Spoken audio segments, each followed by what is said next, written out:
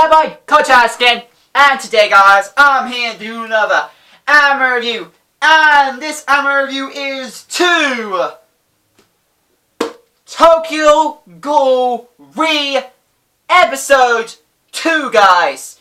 So, with these volumes in hand, let's get into it. So guys, in this episode of Tokyo Ghoul Episode 2,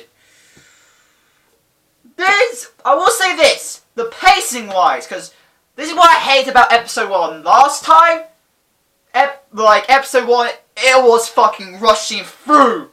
Nearly done the entire volume of freaking Tokyo Ghoul Volume 1. Nearly done of it, except for a few parts, which I was expecting to be, again, rushed and maybe get into Volume 2. Luckily, this is what I've got to say about this episode. Better pacing compared to last episode. That was the type of pacing I was expecting to see from an anime. Like, I know I'm expecting a bit more faster pace than it would have been from a manga. I knew they would have to cut some things out. And yes, they did cut a teeny bit, or they didn't really cut. What they actually did, they actually added things, which I feel like, okay, it's alright. I feel like not falling in, especially that they introduced characters that I definitely know. One character, I do recognise the character because I've done prior research to before it got to Volume 3. Like, this character doesn't get introduced in Volume 3 when I read the volume. It didn't get introduced in Volume 3 because after, like I said, when I'm reading Tokyo Ghoul I'm reading it, when it comes to any manga, I read it physically copied. I don't go and find the chapters or anything online or anything. I just prefer reading my manga physical copy. So, obviously, I'm behind compared to other Tokyo Ghoul manga readers. Obviously, that means once the anime surpassed Volume 3, which I definitely know will be soon. Definitely will be soon. Especially because of how rushed they finished Volume 1. But I will say this. I will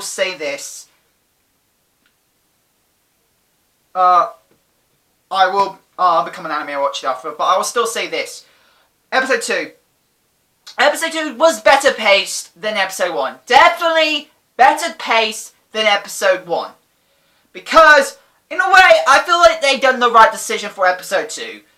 But what does piss me off about Episode 2 is because there were some scenes that were switched. Like, they were still in there. The scenes from the manga were still in there, but they were ordered differently. And some, okay, doesn't matter too much. Then there's some I feel like they should have kept it the same way. But they changed, a lot of the scenes were changed, I will say. For example, let's get into, like, as it's still Volume 1, let's go for, oh yeah, definitely during the doctor scene and when Hase, aka Kaneki, and also Arma go to the hospital to meet an investigator who unfortunately had a fight, who was the only survivor from a ghoul known as Rabbit. Now, if you know the original Tokyo Ghoul, there is a character, you know the character behind, you know who's the true identity of Rabbit. But, from what I have known from what I read from Tokyo Ghoul the actual ghoul known as Rabbit seems to be Ayato, which I'm a bit surprised about. But anyway, I'll go back to more about him later. But I'll need to say that those scenes, they were switched up. Because in the manga, we go to the doctor scene, we go to the hospital scene first. Before we get to the point where Uryu decides to get the surgery or to increase his stage for his Kagane. As being a Quincy, aka Human Ghoul, they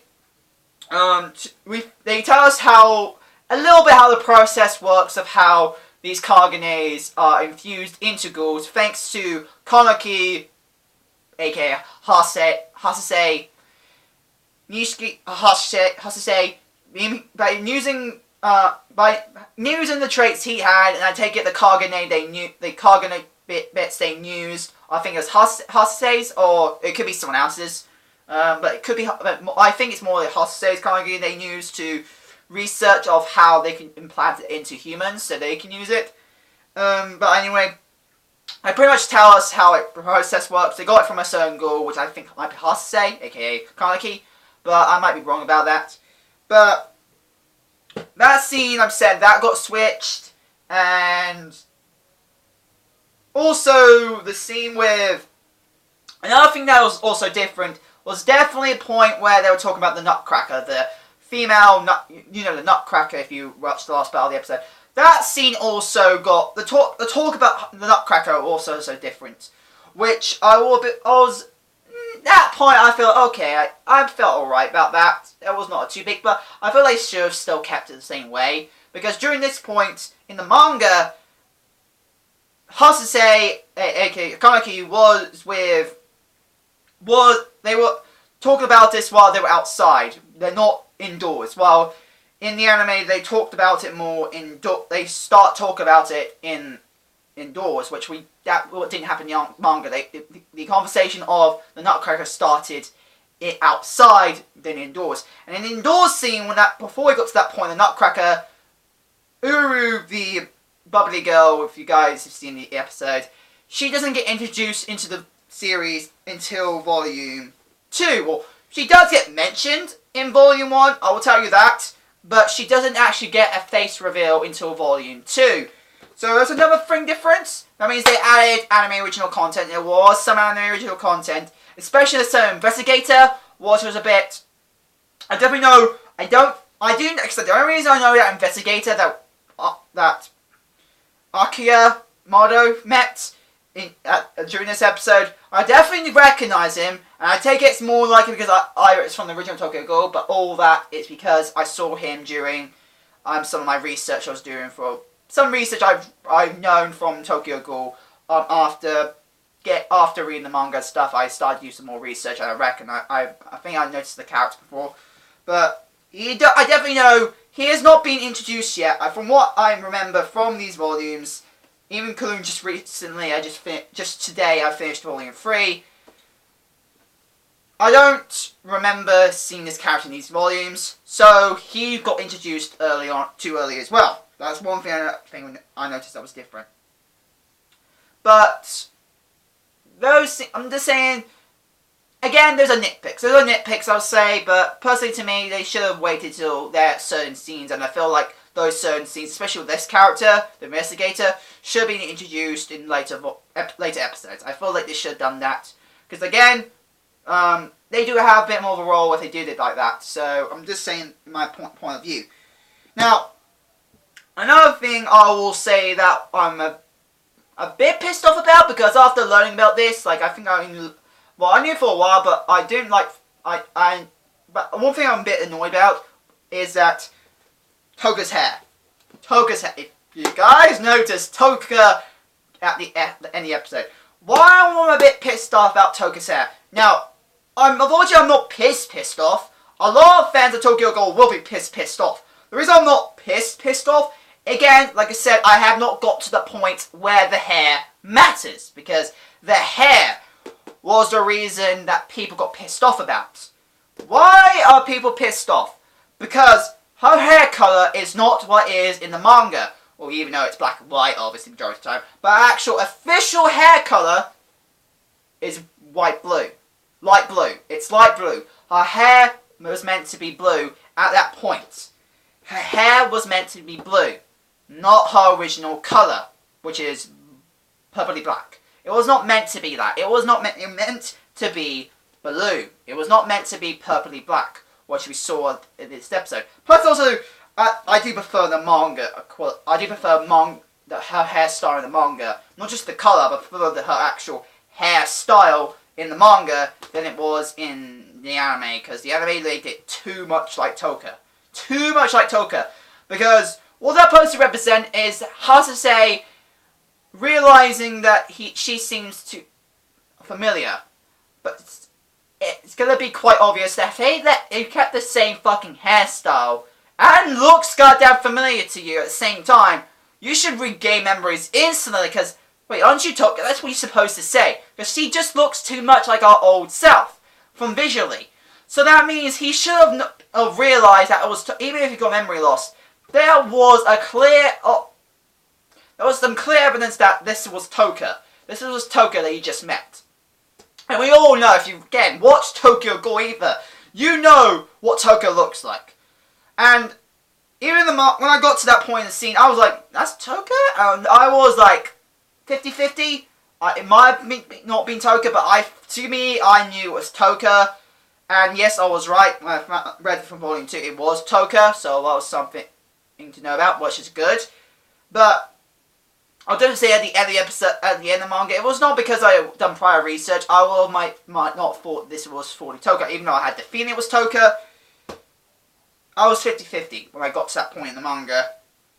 But I will say this: like I said, the anime just said the anime made it too obvious. It made it too obvious. In the manga, it made me feel 50-50. It made me feel 50-50. It made me not fully sure if this is exactly as Toka, because there is one character in the manga, mind you, that has got introduced in the anime, but not too much yet.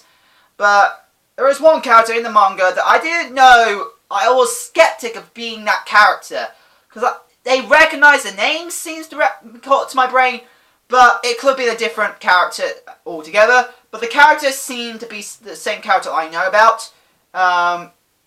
But I was very skeptical because she did look different. She looked different. Partly because she was older than she originally when we met her in the original series. But they made that character, even the anime right now, look different. And it was hard to tell that if it was actually her or not. The only way we knew it was her because of the name reveal. But in the anime, when it comes to Toka, just the looks in general, you instantly knew it was Toka. Like, you didn't have to say her name. You instantly knew it was Toka. And we all know that she used to be known as the Rabbit, which, again, I still skeptical. This is when it goes to the Ayato scene. The Ayato scene, this, it looks implied that Ayato gets known as the Rabbit. It implies that Ayato gets known as the Rabbit. Even though all of us Tokyo Ghoul fans, even if you watched the anime, know that Toka is known as the Rabbit. So, I'm skeptic. Why possibly Ayato got called the Rabbit now? I want to know that. Possibly that he is taking on the role of Rabbit, because after all, Ayato being this brother of Toka, he's now pretending to be the Rabbit to give some leeway for Toka to work in the cafe now, Cafe Ri, which, if you guys know, that's what the characters go into. And there's another thing about I need to tell you about the cafe. They have downscaled the cafe. In the anime, they downscaled the cafe. It's smaller than it was portrayed in the manga. And again, and that's a bit annoying. It should have kept it. They should have made it the same size. And also, Hajime, his facial reaction was kept cool and collected, but in the manga, he was shocked when he first saw Kaneki walk back in as, of course, Hasase.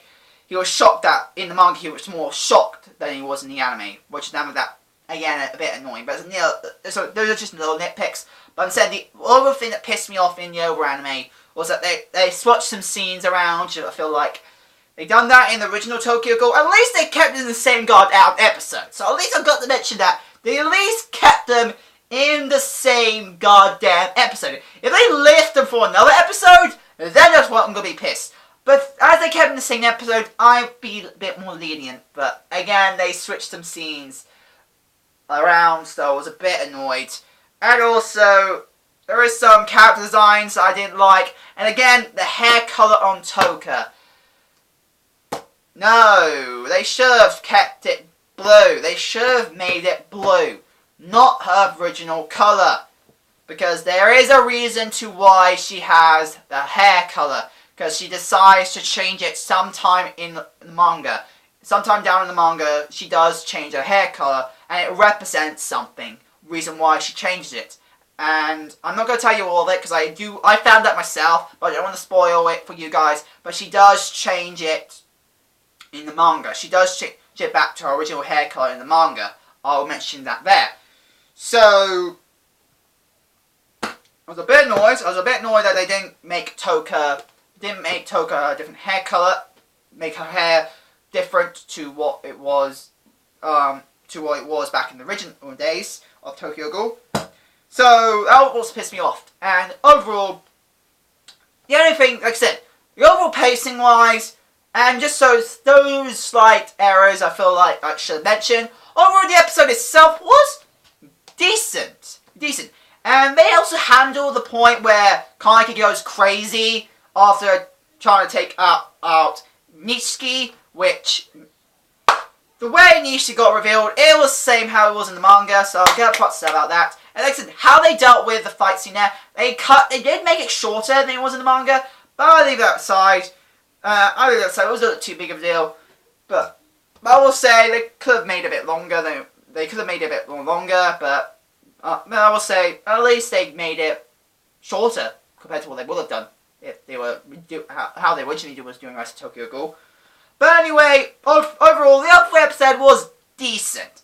Not the best, but compared to last week's episode and the rest of Tokyo Ghoul episodes, this was the best episode we got from Tokyo Ghoul ever. The best episode from Tokyo Ghoul ever. So this shows you guys how bad the other episodes were. If a Tokyo Ghoul fan, any Tokyo Ghoul fan, says this episode, which any overall episode in general was decent, was better than all the other episodes of Tokyo Ghoul, just shows you how bad the rest of the episodes are compared to the manga. So at least for this episode was decent. That's what I'm hoping. I'm hoping they keep it with that pace, but we all know they're not. Especially thanks to the fucking opening of Tokyo Ghoul Re. There are going to be scenes which I definitely know I had not read yet in the manga, that they're going to get to way before I even get a chance to read it.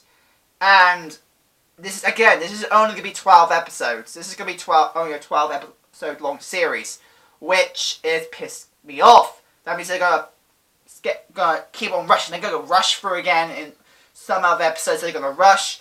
So that's what I'm going to be pissed off about. But I will say, pace-wise, still not the greatest, but better compared to all the other episodes of Tokyo Ghoul. So I do hope that I wish they would keep and continue at this pace, but I definitely know they won't. They definitely won't.